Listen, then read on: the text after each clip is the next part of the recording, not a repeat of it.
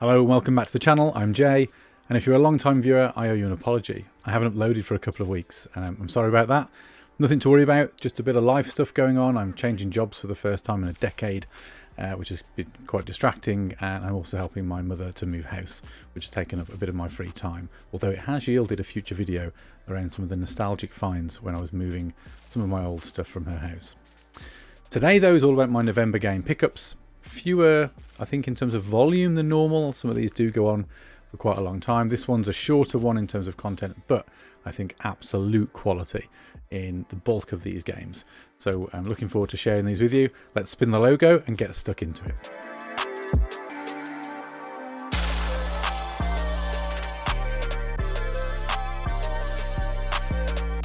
Okay, so we're going to go in reverse chronological order. Let's start with the newest games. So I've got some modern games here, and we'll work right back to some nostalgic stuff, right back as far as the NES, so stay tuned if you're a retro gamer like me. So I'm going to start off with a PS5 brand new release, although it's a remaster, so again retro in its own right, which is this. It's the original Dead Rising Deluxe Remaster, or DRDR, which I'll be honest, I don't like. On the box art there, I think it looks a bit rubbish, but I picked up the supposedly special edition of this. I loved Dead Rising back on the Xbox 360. If anything, it was my gateway into proper HD gaming. I had a 360 connected to an old school television for quite a while, and that this game was the first game to really push me to have to go and buy. I mean, who am I kidding? Go out and buy my first HD TV, because the text was literally unreadable if you played it on the old like, sort of what we class it as, red, white and yellow, the composite component. I always get those the wrong way around. But this is a remaster, so they've basically done the game from the ground up. Upgraded 4K graphics, it says on the back here, using Capcom's own RE engine. I'm really excited to play it. I've had it for a few weeks. I haven't picked it up yet and actually put it in. Been a bit busy, as I said, but I'm going to, and I'm looking forward to reminiscing, but also playing through this in a more modern, I guess more capable platform. Although I will say, when the hordes of zombies, as they were at the time on the 360, first started appearing in this, it was so cool. So cool. So Dead Rising, the deluxe remaster on the PS5 is my first pickup. And then sticking with the more modern consoles, and two releases here. So this one was for a family holiday, but I have to say it's superb, which is Mario Party Jamboree. This is the new one on the Nintendo Switch. If you haven't played a Mario Party game before, then where have you been, frankly? But some of the Switch releases haven't been the best. So I think the first couple on the Switch were okay. Superstars was supposed to be decent. But this one, I have to say, is a real return to form for Mario Party. My little absolutely loves this. But we've all been playing as a family, having a lot of fun with the traditional board game mode. But also there's loads of really great side game modes as well, and mini games, and just a really great collection of games here. So if you've got a family or a young family who are into the Switch, this is a must pick up. So Mario Party Jamboree.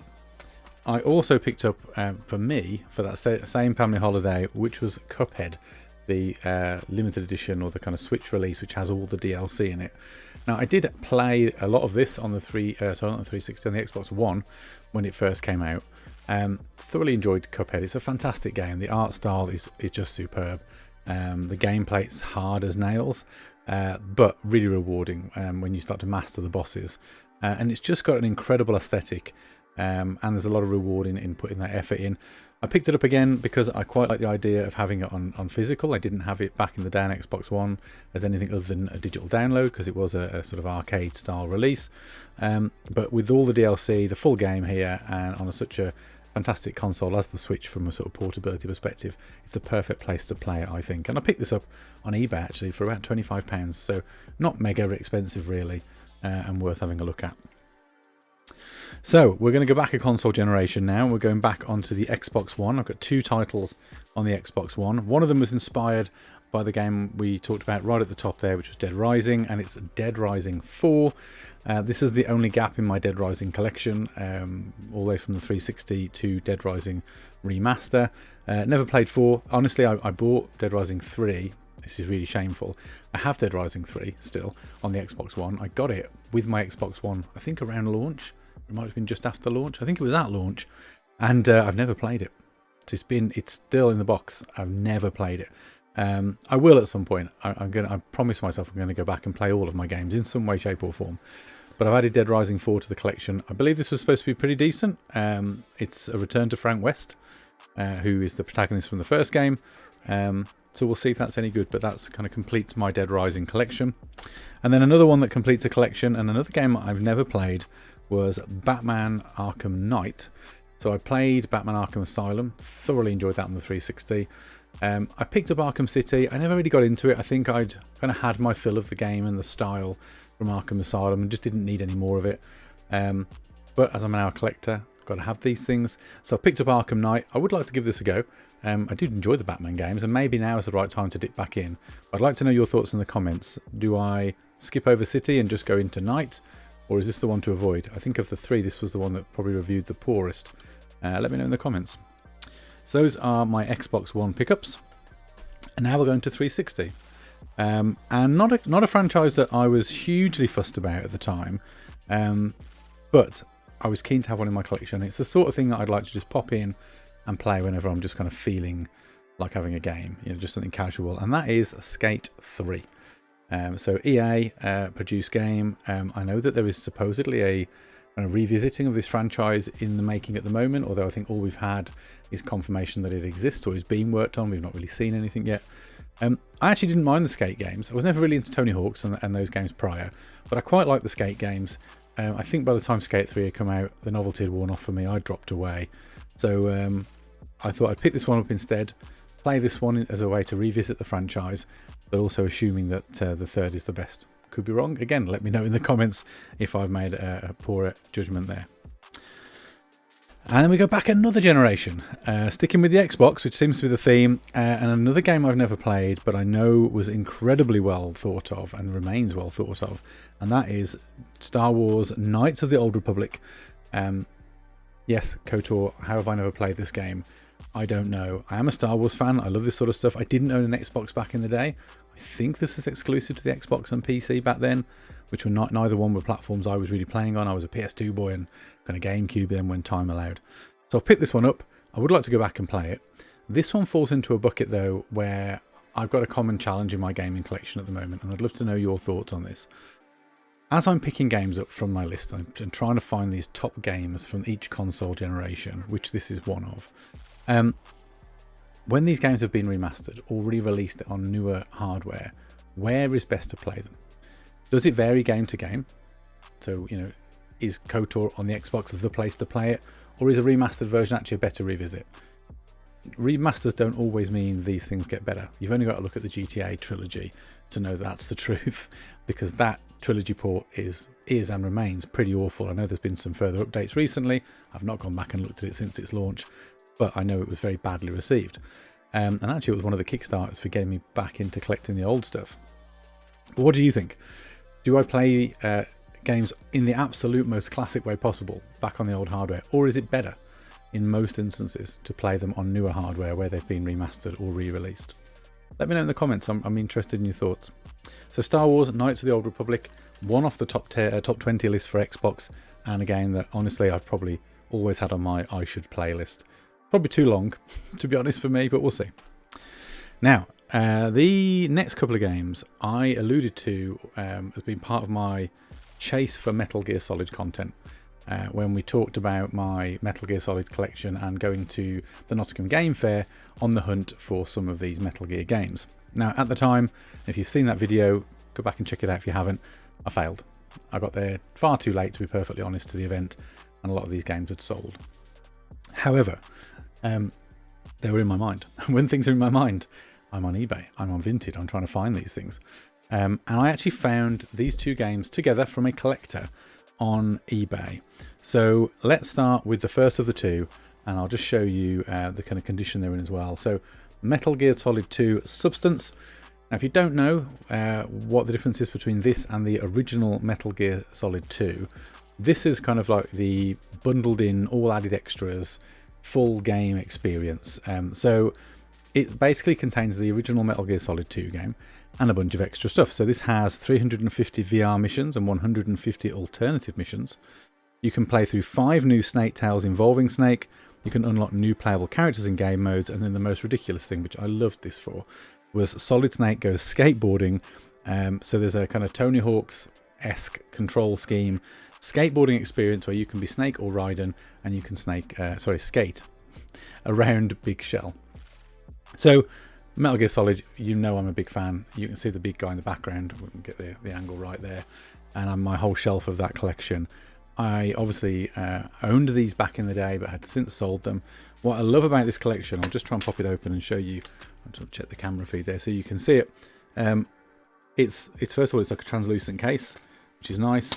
It's a bit thicker than normal, but you've got in here the DVD documentary as well as the game, and I really like that sort of stuff these days. Back in the day, I don't think I cared about the documentaries, but as I get older, I'm more interested in what went on behind the scenes. How did these games get made? What were the stories? If you've never read the book Console Wars or listened to the audiobook as I did, you absolutely should. If you're a retro gaming enthusiast, understanding kind of the birth of the SNES, the Sega Mega Drive or Genesis, and then kind of the PlayStation and how that all happened, is fascinating. You should absolutely go back and look. But anyway, we're going off on a tangent. Metal Gear Solid 2 Substance, and of course the only other possible game that could be next to show you is the sequel and its own special edition, Metal Gear Solid 2 Subsistence, which again is a similar kind of experience. It's the original Snake Eater game with loads of bells and whistles and extras. This one actually was an interesting one because it came with a different camera perspective. So back in the day, if you've tried playing Metal Gear 1, 2 or 3, you'll know that it had a very fixed kind of camera perspective. This one introduces the opportunity to play true kind of over the shoulder with a more dynamic camera, which is one of its extras. This actually is an interesting one. I'm just going to hold these two up together. So if you look at the side profile, you can see that's your standard PS2 width of a cartridge. This one's actually that slightly bit bigger. So it's really important when you're trying to collect this to try and find one in good condition, especially the plastic, because there really is no easy way to replace this. And it's extra thick for a reason. That's because inside we've got not 2 discs this time, but 3 discs in here. So again, you've got the game, you've got, I think, I don't know what's on each of these discs. Then you've got Subsistence, Persistence and Existence. Nice big chunky manual. Love a manual, miss those a lot. But let's just tell you what's in the back. So you've got an all new online gameplay mode, including deathmatch, team deathmatch, sneaking mission, capture mission and rescue mission. I don't think those will be playable anymore. You can use the new 3D camera. There's never before released games, so Metal Gear and Metal Gear Solid 2 Snake, so the NES ports of those games are on here. There's a secret theatre mode. You've got game connectivity with Metal Gear Acid 2 on the PSP. God knows what that does or how it works. Let me know in the comments if you know more about that.